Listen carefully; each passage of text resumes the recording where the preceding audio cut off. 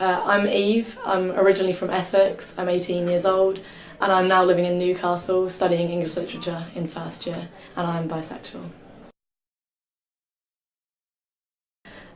I do more and more as time goes on, especially recently, but I feel like it is one of the parts of the LGBT community that often gets overlooked and ignored and maybe not represented as much as other members of the community, for example, the lesbian and gay people.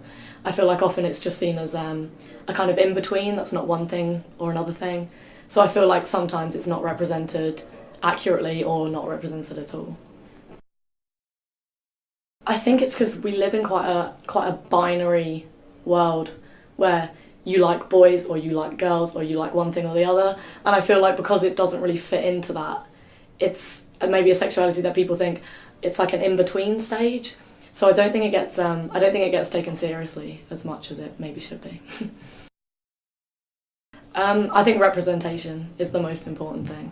Like, I really just feel that the more people are out and proudly out as bisexual, the more I think TV is really important. I think seeing out bisexual people on TV has definitely been something that's really sort of made me think that, oh, okay, this is like something that I identify with.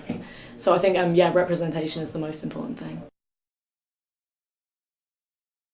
I think in terms of like physically, literally, yes, it is. Britain's it's full of like all sorts of people under the sun, but I feel like in terms of whose voices are heard the most, there's not as much diversity as there should be. So, there's people of all races, all genders, all sexualities living in Britain, but often it is only white, straight men that sort of are represented. So it's diverse physically, but maybe that's not represented in terms of who has the most power and voice.